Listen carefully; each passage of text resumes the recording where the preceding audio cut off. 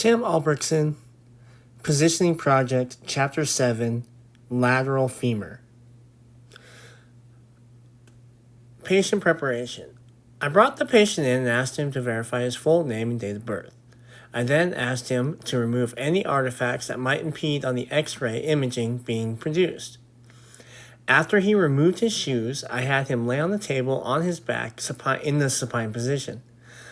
I put the lead apron across his midsection to protect his gonadal area. And I double-checked the anatomy of interest and began moving the CR into position.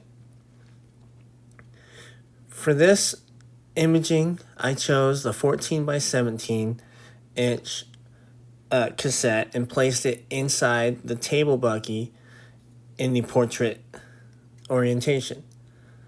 For SID, I positioned the SID 40 inches above the table using the digital display and verifying with tape measure attached to the CR. For patient positioning, with the patient laying flat on the table, I turned him to the side of the anatomy of interest, and I put laying on his right side of the table and left leg placed behind the affected leg.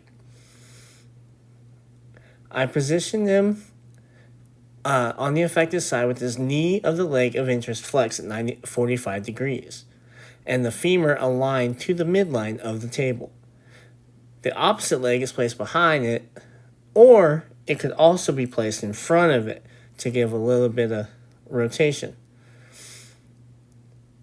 For CR location, I positioned the CR perpendicular to the femur, centered on the femur. I used 90 degree angulation in the CR and a collimated field size. I collimated to about 1 inch on both sides of the femur. 1 inch centered to the femur. And the distal collimation, I opened up to the full 17 inch, trying to get as much as I could in there, and making sure I got the knee joints in the picture, in the bottom of the picture. And for this photo, the marker is located at the lower left corner, well, in this case, in the upper right left corner of the IR cassette, close to the anatomy of interest as possible, to be in the image but not to impede on any anatomy of interest.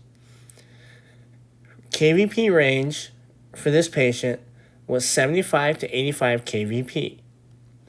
Instructions to the patient at time of exposure was hold still, take a deep breath, hold your breath.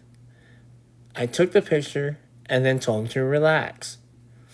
The anatomy demonstrated on this imaging was the distal 2/3 portion of the femur to include the knee joint. Now in this photo of the femur, you can see the lateral and medial condyles are supposed to be superimposed on each other. That way you know that is truly lateral. And pathology best demonstrated for this type of photo is you can detect and evaluate fractures and lesions to the mid and distal portions of the femur, including the knee joint.